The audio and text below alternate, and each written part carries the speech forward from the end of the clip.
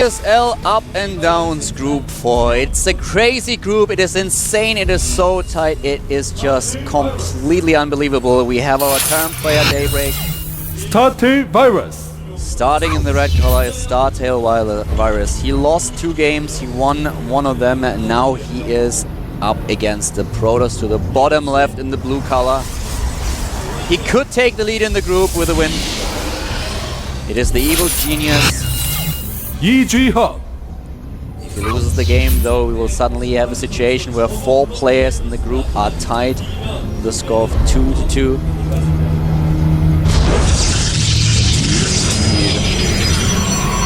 See if Huck can take out Virus here. Traditionally speaking, Huck's PvT has looked... It always looks very unique. We saw him do a DT expand in the last game, except it wasn't a DT expand build order, it just ended up being that way. It was an all-in where he tried to use his Zealots. It's really effective if you can kill a lot of your opponent's army. He wasn't able to kill as much as he would have liked, though, and just did not end up taking that game in the long run. See how he prepares against Virus, what type of build order he wants to do. Huck's really well known for taking double gas and doing a 1-gate expand. Anyways, nice timing on that block by Virus. Does stop the probe from scouting his gas. And with Huck, we have the situation that, well, he lost the last Terran against Terran that he played also at the MLG Winter Arena. We've seen him lose to Marine King. I think he was in the winner bracket final with a 2-0. While on the other hand, we have StarTale Virus, a player that has been underrated for quite a long time. He's just those. You said earlier when you tried to describe the situation that he didn't make his big splash yet. Yeah. And I think that describes it very well. This is one of those players that has been around showing decent results, but he was not able to leave this impression that people would say immediately, oh yeah, Virus, the guy that just... He's just good enough that he's always in Code S, but he never makes it very far. And you see a SCV get killed here. Look at the win rate versus Protoss versus Terran, and you know, Terran versus Protoss. Of course, these players, both of them below 50%. That's actually a valuable stat considering both of them have above 15 games played. That's a pretty big sample size there. So you can see this is a weaker matchup for both players. Huck, in general, has been known to struggle sometimes in this matchup, but recently he's been looking a little bit stronger. There's his Nexus with only 1 gas this time.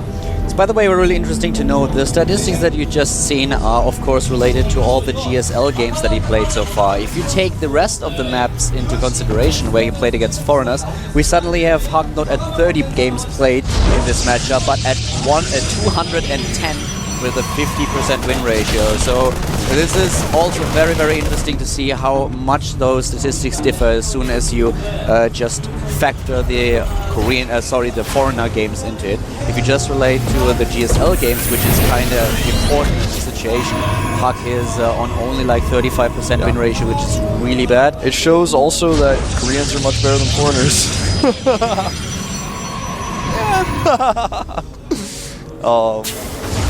We see the starport is going to start Cloak right now, and Huck continuing to pressure with the Stalker. He wants to see if there's a Command Center there. He runs by and sees no Command Center, and even saves the Stalker. Nice. The thing is that even though he just scouted, he already was prepared with the robotics, so he is now producing the first observer, because he realized, okay, there has been some kind of tech going on, some kind of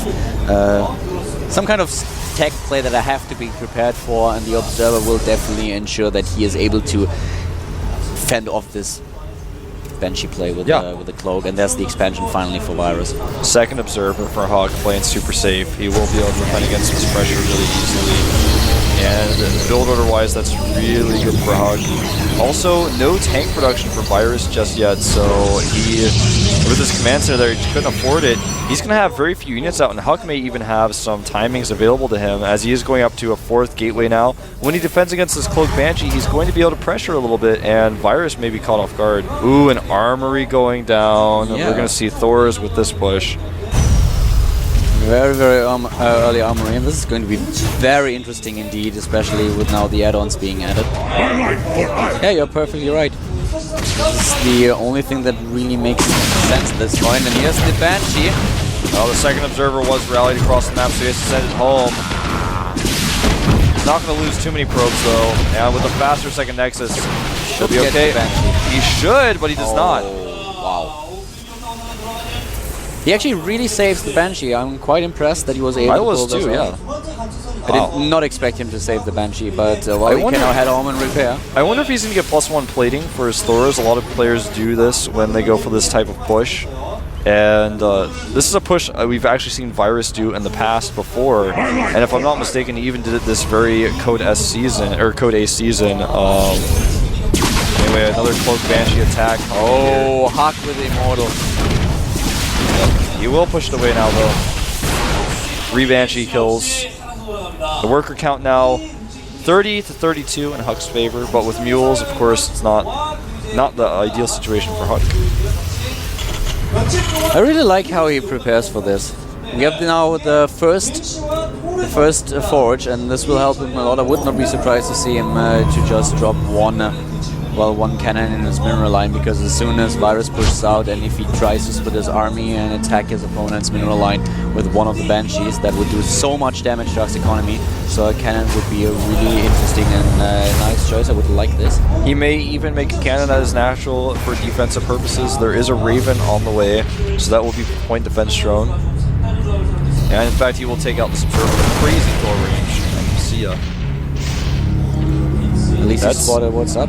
That's something to consider as well. With the Raven and the Thors, you can snipe observers really, really well. That's why cannons are so important at the front of the natural, because with no observers, if he loses observers because of Thor's crazy range, and then the Cloak Banshees kill everything else, that's just... that will end the game. That's all it Immediately needs. starting 2 cannons as soon as his forge is done, so he will protect his mineral lines against the Banshee harass.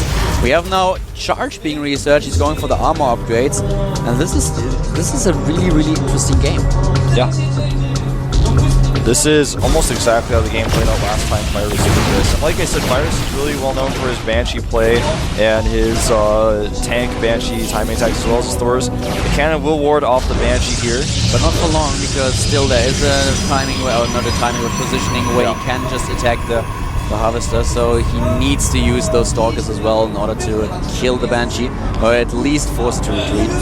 Nice runaway there by Virus, trying to save his Banshees, make sure they're alive, because he's going to need those to really be part of his push later.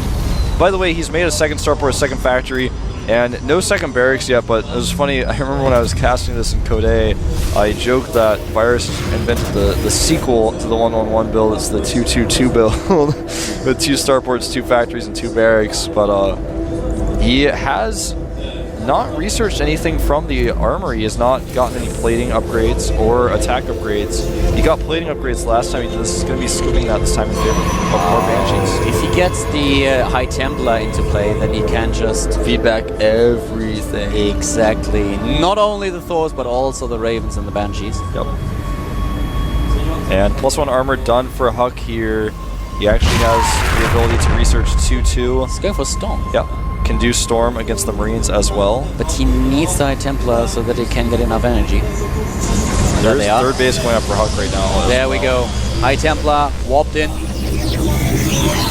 High Templar can also feedback point defense drones. I believe in this current patch, that's been changed several times since the game came out. I haven't been able to feedback a point defense drone in a long time, but I'm pretty sure you can do that still. Second Immortal. Oh, he cannot lose this Observer. He may end up losing it. The Thors have such long range. Yeah, but that gets away. Comes the scan. This is going to be really, really close. 138 supply for Virus, 124 Huck. The second Immortal is halfway done. He's trying to get in there with his... Oh, see? There it is. Man. Will he get the Raven? Gets a few Banshees, but no Ravens. Gets one Thor. Zealots going in. With the Zealots. Yeah, I don't like that. Yeah, that was definitely a mistake with this unit control. He went for a move to the back and they were still in range. Oh, Huck botching this a lot right now. Going in now with the 2 Immortals, but oh my god, this unit control. There's way too many Banshees. He cannot, I don't think he can win this fight. I don't think so either, especially with those few mistakes that he made. And most of the Stalkers are already dead. There's no anti-air left as soon as the rest of them are gone. Too many Banshees, as you mentioned, Wolf. The anti-air is gone. Huck down to 56 supply. Virus is on 100. This is it. Yep. He does not have the anti-air to throw Virus back. A Terran player in a beautiful position. positions himself on top of the ramp now. More Banshees and rallying in. Yeah, more Banshees coming in. I have no idea how he's going to defend against it. I don't think he can. He can't. Few Banshees in vision of these Stalkers. He's just going to target the Stalkers down one by one. Zealots and Immortals being taken out now in the front of the base. Even if he takes out every Banshee here, which looks like he might, no, not quite. No, there are too many. Even if he did, it doesn't matter. Yeah, there is just too much going for Virus now. He will take down this Nexus, there's no doubt about it. GG!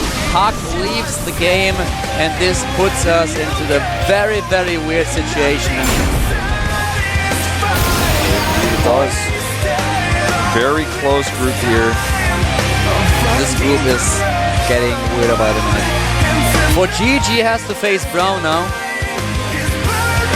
And if Brown wins, that will tie every single player in the group at the score of 2 wins and 2 losses. Hux disappointed, he won the first 2 maps and lost the third and fourth. Really curious to see how the rest of this group is going to play out, because if everyone ties up, then every match becomes that much more important to pull ahead. And it's potentially possible that everyone ties and we have to start all over again. But well, the thing is, let me think about it. Even if we have, well, if 4GG loses the next game against Brown, everyone will be tied, and the last set of games would definitely leave like 3 players tied, and 3 players with 2 or 3 games also tied, but not in a position where they could get a code S spot anymore. So yeah, a 3-way tie is very, very likely, and then it will come down to the direct comparisons and everything. And yeah. We may have a situation like yesterday, we have a playoff, but we're going to jump into our next game between Finn and Brown. It's going to be on Entombed Valley, so this is going to be a pretty exciting match. This is a really even map for balance for between these 2 races. Just to let you know about the last maps that we are, the last games that we are going to see today. After Finn against Brown, we will have Killer against Hux, so another Protoss versus Protoss. We will have Lucky against Slayers Brown, and the last match would be Virus against Finn, so a turn versus turn in the end, just to give you a quick idea of what kind of games you can expect later on. Yeah. So that's basically our final games until we have tiebreakers potentially, and you can see all this information if you go to GOMTV.net. You can even go to m.gomtv.net on your phone, and you can even do it on your desktop. It's actually just got a very clean list of who's playing next and when they're playing, and basically how the games have gone, what game we're currently in. So it's great. You just visit m.gomtv.net. You can, of course, add GOMTV on Facebook at Global GOMTV, and you can go and add our Twitters, Caldor and Proxy Wolf, and, of course, add GOMTV as well. And that is... Oh, we're not going to go into a break, right? Yeah, I don't know. The music changed. I was like, no, I don't think so. Okay, here we go.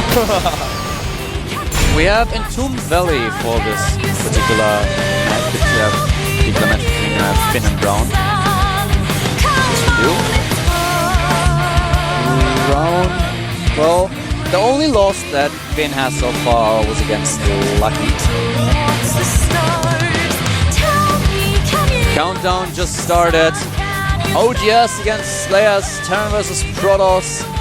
With Finn against Brown. This is so very important match. If Finn wins, then he will lead the group with 3-1, and Brown will definitely be out of the picture.